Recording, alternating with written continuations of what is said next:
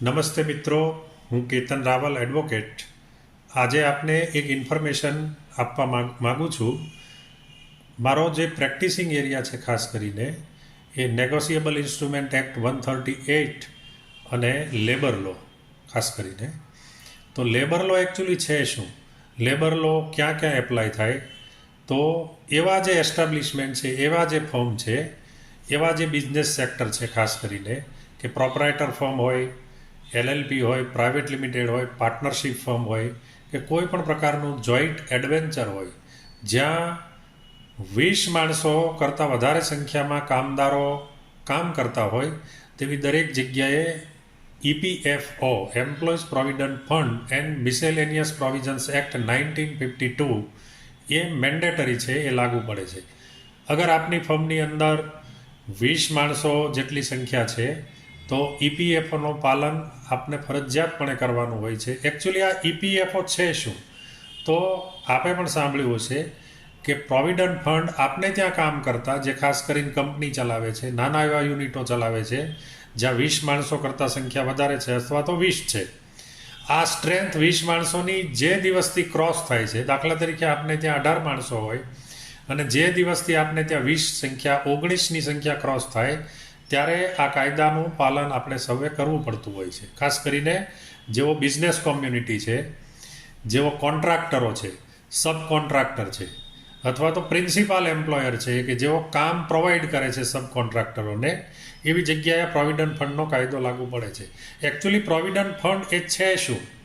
તો આ એક પ્રકારની સોશિયલ સિક્યોરિટી છે કે આપને ત્યાં કામ કરતા કર્મચારીઓ જેનું જીવન સુરક્ષિત બને, જેના ખાતાની અંદર આપ જે પ્રોવિડન્ટ ફંડ ડિડક્શન કરો, આપને ત્યાં કામ કરતો હોય, જો આપ પ્રોવિડન્ટ ફંડના મેમ્બરો, આપની પાસે પ્રોવિડન્ટ ફંડનો કોડ નંબર હોય.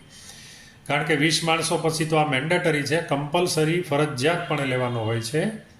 તો આપને ત્યાં જે લોકો કામ કરે છે એનું રિટાયરમેન્ટ સારી રીતે સ્વસ્થ જીવન જીવી શકે અને એક આર્થિક સુરક્ષાનો જેને અનુભવ કરાવી શકાય આ સ્કીમ મારફત, એવી આ સુંદર મજાની સ્કીમ છે એમ્પ્લોઈઝ પ્રોવિડન્ટ ફંડ. પણ મોટાભાગની જે કંપનીઓ છે, જેઓને આ કાયદા વિશે બહુ માહિતી હોતી નથી, એને લીધે ઘણા બધા પ્રોબ્લેમો આગળ જતા રેઝ થાય છે. ખાસ કરીને જેને પ્રાઇવેટ લિમિટેડ કંપનીઓ છે, LLP છે, જેઓ ROCની અંદર રજિસ્ટ્રેશન કરાવવું પડતું હોય છે. મેમ્બર ઓફ કોર્પોરેટ અફેર્સની સાઇટ પર જ્યારે આપ પ્રાઇવેટ લિમિટેડ અથવા LLP કંપનીનું રજિસ્ટ્રેશન કરાવો છો, ત્યારે ઘણી વખત એવું બને છે, એવા જે યુનિટ છે એને automatically provident fund ESIC number allot થઈ જાય છે, જે ઘણી વખત એમને ખ્યાલ પણ હોતો નથી. એટલે એનું પાલન કેવી રીતે કરવાનું? કારણ કે જે દિવસથી આપને એલોટમેન્ટ થાય છે ત્યારથી કોમ્પ્લાયન્સ ચાલુ થઈ જાય છે, જે આપે ફૂલફિલ કરવું પડે છે. આપને ત્યાં કદાચ 20 માણસો હોય કે નહીં હોય, પણ એના minimum charges, minimum admin charges એ કમ્પલસરી ગવર્મેન્ટને પે કરવાના હોય છે. તો પ્રોવિડન્ટ ફંડ એકચ્યુઅલી છે શું? તો આપણે ત્યાં કામ કરતા કર્મચારીઓ જેનો બેઝિક સેલેરી 15,000 અથવા 15,000 કરતાં નીચે હોય, તો તેના સેલેરીમાંથી માલિકે 12% અને આપણે ત્યાં કામ કરતા માણસના સેલેરીમાંથી બેઝિક પ્લસ ડિયરનેસ એલાઉન્સ, જેને આપણે મોંઘવારી કહીએ છીએ, એમાંથી 12% 12% માલિક, 12% નોકર, આ બંનેનું કોન્ટ્રીબ્યુશન કરી અને ગવર્મેન્ટને પે કરવાનું હોય છે. તો આ 12% છે શું? 12% એમ્પ્લોયર યાને માલિક અને 12% એમ્પ્લોઈઝ. તો આની અંદર એક 12%નો જે પોર્શન છે એમાં 3.67% એ એમ્પ્લોઈઝના એકાઉન્ટમાં જમા થાય છે અને 8.33 અને 8.33% છે એ પેન્શન ફંડની અંદર જમા થાય છે. હવે ખાસ કરીને એવા લોકોને મારે એક મેસેજ આપવો છે કે જેઓ કામ કરે છે કોઈ કંપનીની અંદર, કર્મચારીઓ, તો આ લોકોની સર્વિસ 9.5 વર્ષ કરતાં જ્યારે વધારે થાય છે, ત્યારે પેન્શન ફંડમાં જે રકમ જમા થયેલી હોય એ એમને પરત મળતી નથી. એ જ્યારે એ રિટાયર થાય ત્યારે એના ઉપર ક્લેમ કરી શકે છે. બાકી નોર્મલ જે એમ્પ્લોઈઝના એકાઉન્ટમાં રકમ જમા થાય છે, માલિક દ્વારા ભરવામાં આવેલી રકમ પ્લસ એના સેલેરીમાંથી જે 3.67% રકમ જે એના નોર્મલ એકાઉન્ટ, એમ્પ્લોઈઝના પેન્શન ફંડ સિવાયના એકાઉન્ટમાં જે રકમ જમા થાય છે, તે તેઓ વિથડ્રોલ કરી શકે છે. અચ્છા, ચાલુ નોકરી દરમિયાન PF વિથડ્રોલ કરવાનો જ્યારે થાય, ત્યારે એવો કોઈ કારણ એવું બને કે ઘરમાં મેરેજ હોય કોઈ સિકનેસ હોય, મકાનનું કોઈ મેન્ટેનન્સ કરવાનું હોય, એવા સંજોગોમાં તે પ્રોવિડન્ટ ફંડ વિડ્રોલ કરી શકે છે. બરાબર છે. પેન્શન ફંડની જે રકમ છે તે 9.5 વર્ષ કરતાં ઓછી સર્વિસ થઈ હોય તો એ પણ પૂરેપૂરી વિડ્રોલ કરી શકે છે. એમાં કોઈ બેમત છે નહીં. હવે પ્રોવિડન્ટ ફંડનો કાયદો લાગુ પાડવા માટે ઘણા બધા અસમંજસ છે. ઘણા જે બિઝનેસ કોમ્યુનિટીમાં જે લોકો છે, ખાસ કરીને કોન્ટ્રાક્ટરો છે, એમને આ કાયદાનું પાલન કરવું, કેવી રીતે કોમ્પ્લાયન્સ ફૂલફિલ કરવા, એ ઘણી વખત ખ્યાલ હોતો નથી. તો પ્રિન્સિપાલ એમ્પ્લોયર યાને જે લોકો કામને એલોટ કરે છે, દાખલા તરીકે આપણે એક ક્રાઇટેરિયા નક્કી કરીએ કે ભારત સરકાર છે, ગવર્મેન્ટ ઓફ ઇન્ડિયા છે, એ એના અર્થમાં એક પ્રિન્સિપાલ એમ્પ્લોયર છે. આખા દેશની અંદર દરેક સેગમેન્ટની અંદર એના વિવિધ વિકાસના કામો થતા હોય છે. બાંધકામના થતા હોય, રોડ રસ્તા બનતા હોય, ડ્રેનેજો થતી હોય, વોટર સપ્લાયનું કામ થતું હોય, ટ્રાન્સપોર્ટેશનના કામો થતા હોય. તો આની અંદર હજારો લાખોની સંખ્યામાં કોન્ટ્રાક્ટરોની જરૂર પડતી હોય છે. હવે ગવર્મેન્ટ ઓફ ઇન્ડિયા શું કરે છે કે મેજર સબ કોન્ટ્રાક્ટર, એટલે દાખલા તરીકે L&T છે, ગોદરેજ છે, આવા ઘણા બધા જે મોટી મોટી કંપનીઓ છે જેઓ સર્વિસ સેક્ટરની અંદર કામ કરે છે, મેન પાવર યુટિલાઇઝ કરે છે, અથવા તો મેન પાવર સપ્લાયર છે, એક ભાષામાં આપણે એવું પણ કહી શકીએ. એવો જ્યારે આ મોટા જે પ્રોજેક્ટ હોય, લાખો રૂપિયાના જેનું કોસ્ટિંગ આવતું હોય છે, પ્રોજેક્ટ કોસ્ટ આવતી હોય છે, તેઓ પછી એની નીચે નાના નાના સબ કોન્ટ્રાક્ટરોને આ કામ એલોટ કરતા હોય છે. અને એવો પણ ઘણી વખત એની નીચેના સબલેટની અંદર કામ સપ્લાય કરતા હોય છે. તો આ જગ્યાએ પ્રોવિડન્ટ ફંડ નંબર લેવો મેન્ડેટરી છે. એ વગર એ લોકો કામ એલોટ કરતા નથી.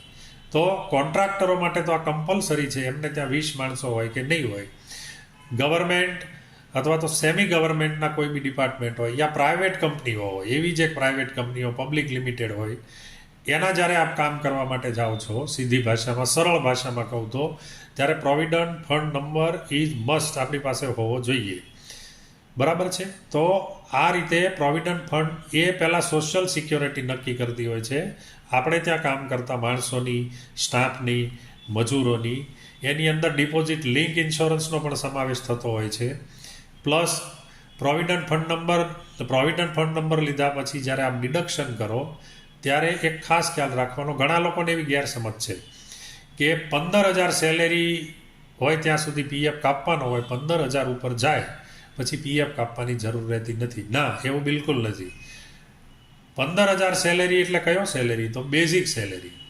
કોઈ બી ગ્રોસ સેલેરીના આપ જ્યારે 60% કરો અને એ ફિગર 15,000 અથવા 15,000 કરતાં નીચે જાય ત્યારે આપને એના ઉપર PF ભરવો ફરજિયાત છે.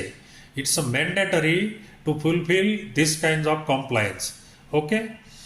હવે ઘણી વખત એવું બને કે આપ એક કંપની ધરાવો છો અને આપને ત્યાં કોઈ માણસને આપ બહારથી લાવો છો, બીજી જગ્યાએ જોબ છોડીને આપને ત્યાં આવે છે, અને ત્યાં એને પ્રીવિયસ એમ્પ્લોયરની અંદર પ્રોવિડન્ટ ફંડ નંબર ડિડક્ટ થતો હતો, હવે એ આપની કંપનીમાં આવે છે, તો એનો સેલેરી થ્રેશોલ્ડ લિમિટની બહાર છે, એને 15,000 કરતાં ઉપર છે.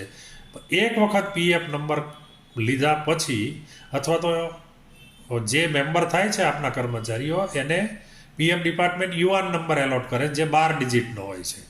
આ યુઆન નંબરમાં એક વખત મેમ્બરશીપ લીધા પછી આપનો સેલેરી, આપણે ત્યાં કામ કરતા કર્મચારીનો સેલેરી કદાચ ₹1,00,000 હોય તો પણ એનો PF ડિડક્ટ કરવો ફરજિયાત છે.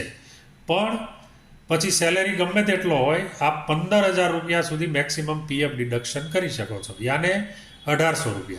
15,000ના આપ 12% કરો એટલે ₹1,800 થાય.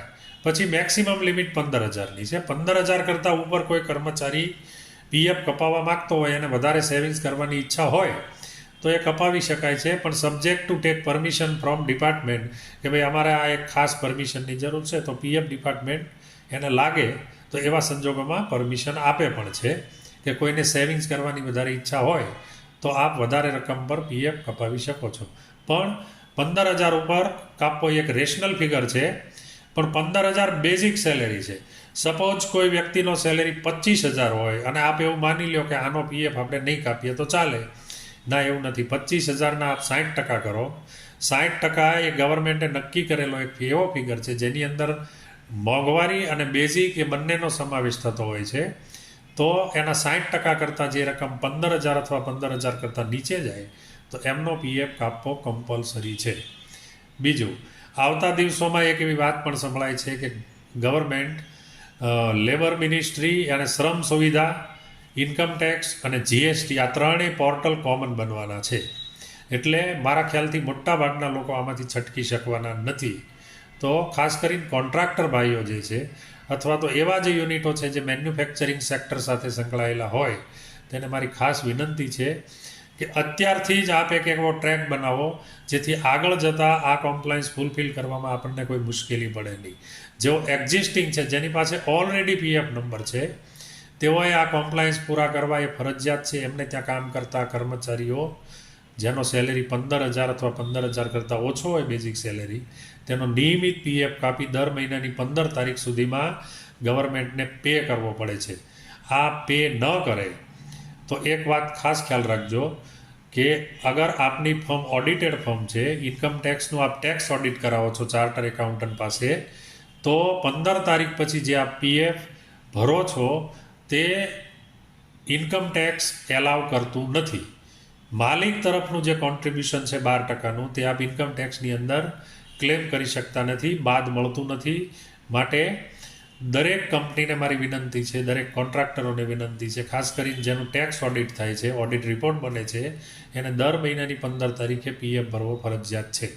કારણ લેટ પીએફની અંદર પીએફ ડિપાર્ટમેન્ટ એવું કહે છે, પીએફ ડિપાર્ટમેન્ટ એવું માને છે કે તમારે ત્યાં કામ કરતા કર્મચારીઓ, લેબર્સ, આના પૈસા તમે તમારા બિઝનેસમાં યુટિલાઇઝ કરો છો, એ બહુ મોટો ગુનો છે. એટલે એના ઉપર જે ડેમેજ અને પેનલ ઇન્ટરેસ્ટ પીએફ ડિપાર્ટમેન્ટ સમયાંતરે જનરેટ કરે છે એ 36% સુધી જાય છે. તો આવા વધારાની લેટ ફી, પેનલ ઇન્ટરેસ્ટ યા ડેમેજીસ ન ભરવું પડે તો આપ એક વાતનો ચોક્કસ ખ્યાલ રાખજો કે દર મહિનાની 15 તારીખ સુધીમાં આપના જે કંઈ કોમ્પ્લાયન્સ હોય, જીએસટી હોય, પ્રોવિડન્ટ ફંડ હોય, ઈએસઆઈસી હોય, ઈએસઆઈસીની હું પણ નેક્સ્ટ વીકમાં વાત કરવાનો છું નેક્સ્ટ મારા એક વિડીયોની અંદર કે ઈએસઆઈસી એકચ્યુઅલી શું છે, ઈએસઆઈસી ક્યાં ઇમ્પ્લિમેન્ટેશન છે, ઈએસઆઈસી ક્યાં ઇમ્પ્લિમેન્ટ થાય છે, ક્યાં વર્કમેન પોલિસીનો અમલ થાય છે, આ બધી માહિતી હું આપને સમયાંતરે આપવાનો છું. તો આજે પ્રોવિડન્ટ ફંડ 1952નો જે કાયદો છે એમાં મારે એટલું જ કહેવાનું કે એક વખત નંબર લઈ લીધા પછી એનું કોમ્પ્લાયન્સ ફૂલફિલ કરવાનું. ખાસ કરીને જે એલએલપી યુનિટો છે, પ્રાઇવેટ લિમિટેડ છે, એવા ઘણા લોકોની ફરિયાદો મારી પાસે આવે છે કે અમને આ ખબર નહોતી, પણ એમસીએની જે સાઇટ છે, મેમ્બર ઓફ કોર્પોરેટ અફેર્સ, એના ઉપરથી આ બંને નંબરો ઓટોમેટિક એલોટ થઈ જાય છે. ઘણીવાર તેમને ખ્યાલ હોતો નથી કે એકચ્યુઅલી આ છે શું, પીએફ નંબર શું છે, ઈએસઆઈસી શું છે. અગર આપને ત્યાં 20 માણસો ન થતા હોય ને આપને ઓટોમેટિકલી એલોટ થઈ ગયો હોય તો એવા સંજોગોમાં ડિપાર્ટમેન્ટને આપણે જાણ કરવાની હોય છે કે મારે ત્યાં હાલ આ 20 માણસો થતા નથી, એનાથી ઓછા છે, માટે અમારા માટે આ એપ્લિકેબલ નથી. તો મિનિમમ એડમિન ચાર્જ દર મહિને 500 રૂપિયા, અથવા તો આપનો બિઝનેસ એકદમ ક્લોઝ હોય યાને શટડાઉનની પરિસ્થિતિમાં હોય એવા સંજોગોમાં 75 રૂપિયા દર મહિને ગવર્મેન્ટને એડમિન ચાર્જ રૂપે આપને પે કરવા પડે છે. અને બિઝનેસ ચાલુ હોય, આપણે ત્યાં 20 માણસો ન હોય અથવા તો પીએફનો કોઈ મેમ્બર ના હોય, એવા સંજોગોમાં દર મહિને 500 રૂપિયા એડમિન ચાર્જ ગવર્મેન્ટને પે કરવો પડે છે. In case of continuous of your business એવા સંજોગોની અંદર 500 રૂપિયા, શટડાઉનની અંદર દર મહિને 75 રૂપિયા ભરીને કોમ્પ્લાયન્સ ફૂલફિલ કરવું પડે છે. તો આ બાબતનો આપ ખાસ ખ્યાલ રાખજો. બીજું, જે કોન્ટ્રાક્ટરો છે જેઓ લેબર ચૂકવે છે, ઘણા કોન્ટ્રાક્ટરો એવું કહે છે કે આ કોમ્પ્લાયન્સ અમે કેવી રીતે ફૂલફિલ કરી શકીએ, કારણ કે ગવર્મેન્ટ કોઈ કોન્ટ્રાક્ટરને કામ એલોટ કરે, એ પાછા એની નીચેના કોન્ટ્રાક્ટરોને કામ એલોટ કરે. એવા સંજોગોમાં જે સૌથી છેલ્લો કોન્ટ્રાક્ટર હોય, જેના ભાગમાં એક સેગમેન્ટનું કામ આવેલું હોય, દાખલા તરીકે હાલ બુલેટ ટ્રેનનો પ્રોજેક્ટ આપણે ત્યાં ચાલે છે, તો બુલેટ ટ્રેનની અંદર ગવર્મેન્ટ ઓફ ઇન્ડિયાએ એવું કર્યું છે, રેલવે મિનિસ્ટ્રીએ, કે બોમ્બે વાપીથી લઈને અમદાવાદ સુધીમાં 5 કિલોમીટર, 10 કિલોમીટર એવું ફેઝ વાઇઝ કામ અલગ અલગ એલોટ કરેલું છે. કોઈ લોખંડ સપ્લાય કરે છે, કોઈ કપચીનું કામ કરે છે, કોઈ સેન્ટિંગનું કરે છે. મેઇન કોન્ટ્રાક્ટરને જે કામ સોંપવામાં આવેલું હોય તેની નીચે જે કોન્ટ્રાક્ટરો હોય છે એની હું વાત કરું છું. તો એની અંદર જે આપ લેબર ચૂકવો છો, દાખલા તરીકે છેલ્લો જે કોન્ટ્રાક્ટર હોય છે એની નીચે આવતા મુકડદમો, એને મુકડદમ કહેવાય છે શુદ્ધ ભાષાની અંદર, એને એવો લેબર પે કરતા હોય છે. ઘણીવાર બેંક મારફત લેબર જતી હોય છે, જેની અંદર TDS કાપીને લેબર પે કરતા હોય છે. તો આપણી પાસે PF નંબર છે અને સામે જેને આપ પેમેન્ટ કરો છો લેબરનું, એને PF નંબર નથી, તો એ સંપૂર્ણ જવાબદારી તમારા ઉપર આવે છે. સપોઝ કોઈ એ નામનો કોન્ટ્રાક્ટર છે, એ નામનો કોન્ટ્રાક્ટર એની નીચે 1, 2, 3, 4 4 લોકોને કામ એલોટ કરે છે. આખા દેશમાં જ્યાં એમનું કામ ચાલતું હોય અથવા આખા સ્ટેટમાં જ્યાં કામ ચાલતું હોય, તો એ નામના જે કોન્ટ્રાક્ટરને PF નંબર છે અને એની નીચે જે 4 વ્યક્તિઓ છે એને PF નંબર નથી. સપોઝ ચારેયમાં 50-50 લાખની લેબર એ પ્રોવાઈડ કરે છે એમના મહેનતાણા રૂપે, અને એમને PF નંબર નથી, તો આ જે લેબર ચૂકવો છો એના જે કર્મચારીઓ છે એની PFની જવાબદારી પણ તમારા ઉપર આવે છે. તો કોન્ટ્રાક્ટરોને મારી એક ખાસ વિનંતી છે કે આપ જેને કામ એલોટ કરો છો અથવા તો જે કન્સ્ટ્રક્શનના વ્યવસાય સાથે સંકળાયેલા બિલ્ડર લોકો છે, એમને ત્યાં માટી ઉપાડવા માટેનો કોન્ટ્રાક્ટ આપવામાં આવે છે, ત્યાં ટ્રકવાળા આવતા હોય છે, ફ્લોરિંગ માટેના આવતા હોય છે, પ્લાસ્ટરવાળા આવતા હોય છે, ચણતરવાળા આવતા હોય છે. તો આ લોકોનું લેબરનું વોલ્યુમ ઘણું બધું મોટું હોય છે. તો જે તે એમ્પ્લોયર છે, જે કામ આપવાવાળા છે, બિલ્ડર છે યા કોન્ટ્રાક્ટર છે મોટા, એની નીચેના જે સબલેટમાં કામ કરતા કોન્ટ્રાક્ટર છે, એમને જો PF નંબર ન હોય તો આફ્ટર ઓલ લાયાબિલિટી એ મેઇન વ્યક્તિ મેઇન ફોર્મ ઉપર આવીને ઊભી રહે છે. માટે આપની નીચે આપ જે કોન્ટ્રાક્ટને હાયર કરો જે કામ માટે, કોઈ JCB વાળા છે, કોઈ ફલાણા છે, તો આપ એવો આગ્રહ રાખવાનો ચોક્કસ પ્રયત્ન કરજો કે એમને પણ PF નંબર હોય. ન હોય તો એમને લેવરાવી લેવો ફરજિયાત છે, કારણ કે બહુ મોટી લાયાબિલિટીનું વહન કરવું ઘણી વખત બહુ મુશ્કેલી ઊભી થાય છે. આ એક સોશિયલ સિક્યોરિટી છે, એટલે આના કાયદાની ઇન્ટેન્સિટી પણ વધારે છે. અને ગવર્મેન્ટ હાલ ખાસ કરીને કન્સ્ટ્રક્શનના જે વ્યવસાયમાં જોડાયેલા લોકો છે, બાંધકામ સાથે યા સિવિલ વર્ક સાથે, એમના માટે હાલ ગવર્મેન્ટે એક ઝુંબેશ શરૂ કરી છે કે એવા તમામ લોકોને PFના દાયરાની અંદર લાવવા અને મેક્સિમમ જે કર્મચારીઓ છે, લેબર છે, જેમની સામાજિક સુરક્ષા નિશ્ચિત કરવા માટે સરકારનો એવો આગ્રહ છે કે દરેક PFમાં મેમ્બર બને અને PF પે કરે, જેથી એની સોશિયલ સિક્યોરિટી સુનિશ્ચિત કરી શકાય. તો આપ જે બિઝનેસ કરો છો, જે કોન્ટ્રાક્ટર છે, મેન્યુફેક્ચરર છે, મેન પાવર સપ્લાયર છે, એવા લોકોને મારી એક રિક્વેસ્ટ છે કે આ કાયદાનું ધ્યાન રાખજો. આ કાયદાની ઇન્ટેન્સિટી ખૂબ વધારે છે, પણ જો આપ નિયમિત રીતે આપની પાસે PF નંબર હોય અને આપ એના કોમ્પ્લાયન્સ ફૂલફિલ કરતા હો, તો એવા લોકોને કશો જ ક્યારેય પ્રોબ્લેમ થતો નથી. એવા ઘણા યુનિટો મારી પાસે છે જે ખૂબ રેગ્યુલર બેઝ ઉપર આ કોમ્પ્લાયન્સ ફૂલફિલ કરે છે. તો આપ આ બાબતનો ખ્યાલ રાખજો. અને મારો નંબર પણ હું શેર કરું છું સાથે સાથે. કોઈને કોઈ પણ પ્રકારની ક્વેરી હોય તો આપ ગમે ત્યારે સવાલ પૂછી શકો છો. અને વધારે જાણકારી હજી જેમ જેમ આની અંદર નવા સુધારાઓ આવતા રહે તેમ અમે આપને આપતા રહીશું. ત્યાં સુધી જય હિન્દ, નમસ્તે.